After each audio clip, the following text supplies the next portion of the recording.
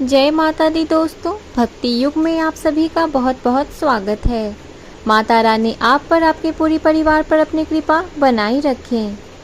दोस्तों, आज इस वीडियो में मैं आप सभी से कमला एकादशी व्रत कथा सुनाने जा रही हूँ। एकादशी व्रत कथा इस प्रकार है। धर्मराज युधिष्ठिर बोले, हे जनार्दन, अधिक मास के शुक्ल पक्ष की एकादशी का क्या नाम है तथा उसकी विधि क्या है? कृपा करके आप मुझे बताइए। श्री भगवान बोले, हे राजन, अधिक मास में शुक्ल पक्ष में जो एकादशी आती है वह पद्मिनी या कमला एकादशी कहलाती है। वैसे तो प्रत्येक वर्ष 24 एकादशियां होती हैं। जब अधिक मास या मलमास आता है तब इनकी संख्या बढ़कर 26 हो जाती है। अधिक मास या मलमास को जोड़कर वर्ष में 26 एकादशी होती है। अधिक मास में 2 एकादशी होती है जो पद्मिनी एकादशी और परमा एकादशी के नाम से जानी जाती है। ऐसा श्री कृष्ण ने अर्जुन से कहा है। भगवान श्री कृष्ण ने अर्जुन को इस व्रत की कथा बताई थी। भगवान कृष्ण बोले, मलमास में अनेक पुण्यों को देने वाली एकादशी का नाम पद्मिनी है। इसका व्रत करने पर मनुष्य कृति प्राप्त करके वैकुंठ को जाता है, जो मनुष्यों के लिए भी दुर्लभ है। यह एकादशी करने के लिए 10वीं के दिन व्रत का आरंभ करके कांसी के पात्र में जौ, चावल आदि का भोजन करें तथा नमक न खाएं। भूमि पर सोएं और ब्रह्मचर्य व्रत का पालन करें।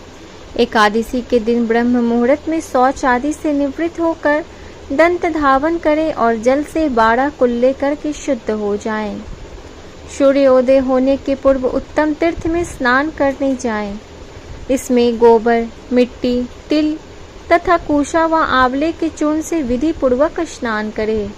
श्वेत वस्त्र धारण करके भगवान विष्णु के मंदिर में जाकर पूजा अर्चना करें। हे मुनिवर, पूर्व काल में त्रेता युग में है नाम राजा के वंश में कृतवीर्य नाम का एक राजा महिष्मती पुरी में राज्य करता था। उस राजा की 1000 परम प्रिय स्त्रियां थीं, परंतु उनमें से किसी को भी पुत्र नहीं था जो उनके राज्य का भार को संभाल सके। देवता, पितृ, सिद्ध तथा अनेक चिकित्सकों आदि से राजा ने पुत्र प्राप्ति के लिए काफी प्रयत्न किए, लेकिन सब असफल रहे। एक दिन राजा को वन में तपस्या के लिए जाते थे। उनकी परम प्रिया रानी इक्ष्वाकु वंश में उत्पन्न हुए। राजा हरिश्चंद्र की पद्मिनी नाम वाली कन्या राजा के साथ वन जाने को तैयार हो गई।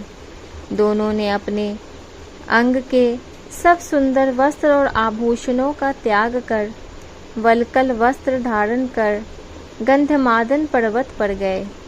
राजा ने उस पर्वत पर 10,000 वर्ष तक तप किया, परंतु फिर भी पुत्र प्राप्त नहीं हुई। तब पतिव्रता रानी कमल नयनी पद्मिनी ने अनुसुईया ने कहा, 12 मास से अधिक महत्वपूर्ण मलमास होता है जो 32 मास पश्चात आता है।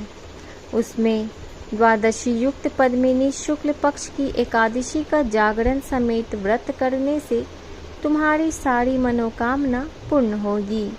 इस व्रत करने से पुत्र देने वाले भगवान तुम पर प्रसन्न होकर तुम्हें शीघ्र ही पुत्र देंगे।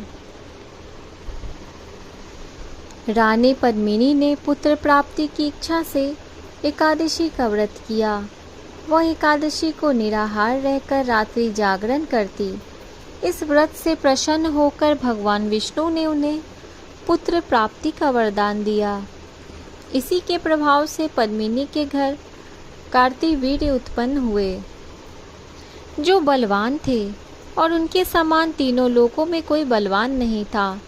तीनों लोकों में भगवान के सिवा उनको जीतने का सामर्थ्य किसी में नहीं था। सो हे नारद, जिस मनुष्यों ने मलमास शुक्ल पक्ष एकादशी का व्रत किया है, जो संपूर्ण कथा को पढ़ते या सुनते हैं, वे भी यश के भागी होकर विष्णु लोक को प्राप्त होते हैं।